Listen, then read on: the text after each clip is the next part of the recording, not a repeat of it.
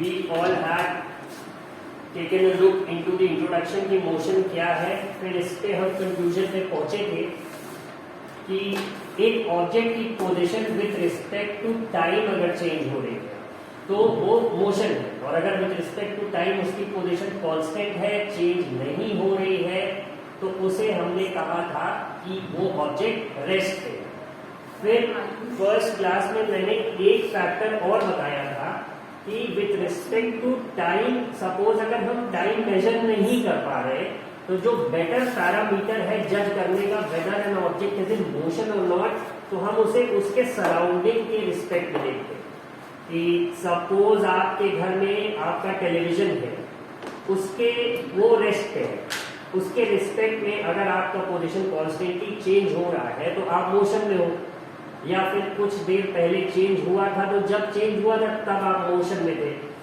Without motion एक object का position जो नहीं चेंज हो सकता, ये एक मोशन का प्राइमरी कंडीशन है, जैसा कि हम सब लोगों ने पढ़ा था।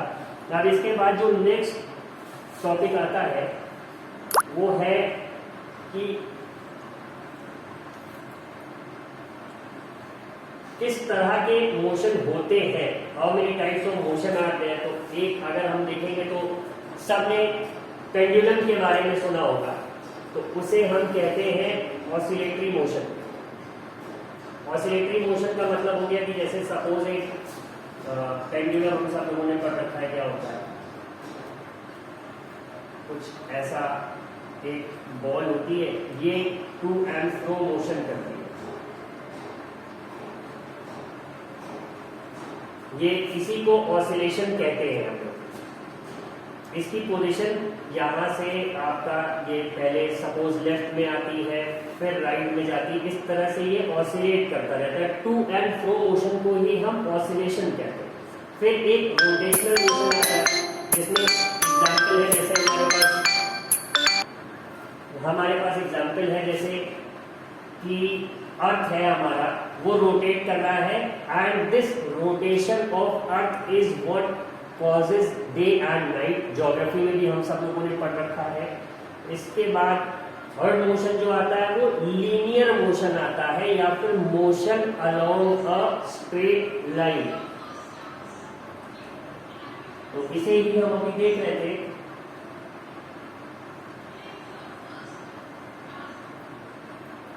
जैसा कि आप देखेंगे इस सेकंड पैराग्राफ में है मेंशन कि an object may appear to be moving for one person and stationary for some other. तो इसमें मोशन के उसी क्राइटेरिया की बात हो रही है जिसमें हम जज करते हैं कि whether an object is in motion और not.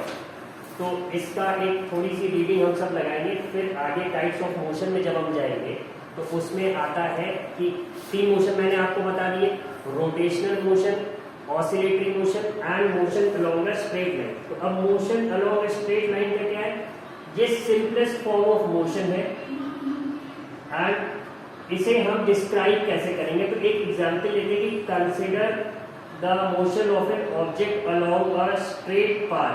The object starts its journey from point O. इस डायग्राम में अगर आपको नजर आ रहा होगा, इस पॉइंट ओ से इसने अपनी जर्नी स्टार्ट करी, और the object starts its journey from point O which is treated as the reference point। मतलब हम उसकी इनिशियल पोजीशन यहीं पे मानेंगे, और इसके बाद जब इसकी पोजीशन में चेंज आएगा तो हम जज करेंगे कि स्ट्रेट लाइन पे इसका मोशन कैसे होगा। तो जैसे हमने तीन पॉइंट्स इसमें मान लिए, A, B and C, represent the position of the object at different instants. Instants का मतलब यहाँ पे टाइम को बोल रहा है, अलग अलग टाइम पे हम मान लेते हैं ऑब्जेक्ट की तीन डिफरेंट पोजीशन थी, A, B एंड C। अब इसके बाद हम देखेंगे कि the total length of path covered by the object here is, अगर ये हम मान लें कि ये जो 5, 10, 15, 20, 25 ये किलोमीटर्स लिखे, तो हमने देखा कि C जब पोजीशन थी उसकी, तो C पे वो अपनी इनिशियल पोजीशन से 25 किलोमीटर आ चुका था, फिर B पे वो अपनी इनिशियल पोजीशन से 35 किलोमीटर आ चुका था, और फाइनली जब उसकी पोजीशन ए पे थी तो वो अपनी इनिशियल पोजीशन से 60 किलोमीटर दूर था। तो ये हम कहेंगे कि the total path length covered by the object is OA plus AC. OA plus AC that is 60 kilometers plus 35 kilometers. तो ये क्या आ जाएगा आपका 95 kilometers. This is the distance covered by the object. To describe distance we need to specify only the numerical value and not the direction of motion. तो इतना अभी हमने book के अकॉर्डिंग देख लिया. अब हम इसके कॉन्सेप्ट्स पे आते हैं, थोड़ा अंडरस्टैंड करते हैं. पेंट पे मुझे थोड़े से टूल्स की जरूरत लगेगी. Just give me some time to clear it out. अब सपोज एक ऑब्जेक्ट है, ये एक स्ट्रेट लाइन के अबाउट मूव कर रहा है. हमने कहा कि और ये अलग अलग पोजीशन है. इसे हमने नाम दे दिया ए, ये बी हो गया, ये सी हो गया. अब इनिशियल पोजीशन थी इसकी ओ, ये यहाँ से चल रहा था, ओ से ए तक गया, फिर ए से ही आगे बी की तरफ बढ़ा, बी से आगे सी की तरफ बढ़ा. तो ये ए बी सी क्या है? ये पोजीशन है उसकी, और पोजीशन चेंज हो रही है तो ऑब्जेक्ट इज इन मोशन. अब अभी एक वर्ड यूज हुआ था जिसे हम सबने देखा था, वो था डिस्टेंस. तो बात होगी कि डिस्टेंस क्या होगा. अब एक मिनट के लिए मान लेते हैं ये सिंपली स्ट्रेट लाइन है, और अगर हम यहाँ एक रूलर रखते स्केल, तो स्केल हमें क्या बताता कि ये लाइन जो है कोसी, इसकी लेंथ बताता. बट कोइंसिडेंटली ये क्या है, इसी लेंथ पे एक ऑब्जेक्ट ने ट्रैवल किया है. तो यहां से डिस्टेंस की डेफिनेशन निकल के आती है कि the length of the path travelled by a moving body is known as distance. तो मोशन का जो पहला फीचर आप कह लीजिए होता है वो हो गया डिस्टेंस. तो डिस्टेंस की डेफिनेशन क्या हो गई? The length of the path travelled by a body या फिर covered by a body is what we call distance. अब नेक्स्ट जो फैक्टर आता है वो होता है कि ये जो डिस्टेंस इस ऑब्जेक्ट ने ट्रैवल करा है ये कितने टाइम में करा है. तो अब हमारे पास जो दूसरा फैक्टर आता है मोशन को जज करने के लिए वो आता है टाइम. फिर तीसरी चीज हमारे पास आती है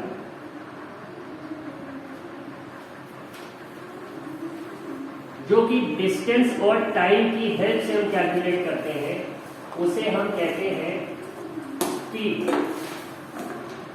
तो अगर हम कहते हैं कि distance covered per unit time, कि कितने टाइम में हम कितना डिस्टेंस ट्रैवल कर रहे हैं, यही क्या होता है, इसे ही हम कहते हैं स्पीड.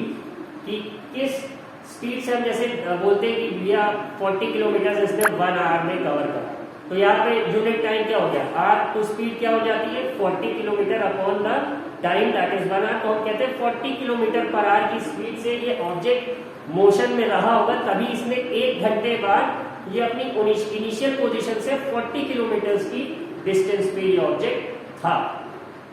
तो ये बात हो गई डिस्टेंस की, टाइम की और स्पीड की. तो अगर हम बात करेंगे कि फीचर्स क्या होते हैं मोशन के, मोशन वर्ड तो हमने जान लिया change in position, but analyse कैसे करेंगे हम कि मोशन होता क्या है.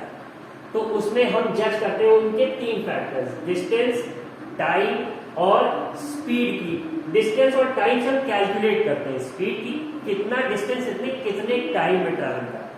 तो अब डिस्टेंस की डेफिनेशन क्या हो गई, the length of the path covered by a body in motion is known as distance. Speed क्या हो गई, distance covered per unit time is called speed. और इसके जस्ट पहले हमने बात की थी कि कितने तरह के मोशन होते हैं. तो 3 प्राइमरी तरह के थे, जिसमें ऑसिलेटरी वाले का पेंडुलम का एग्जांपल मैंने आपको दे दिया.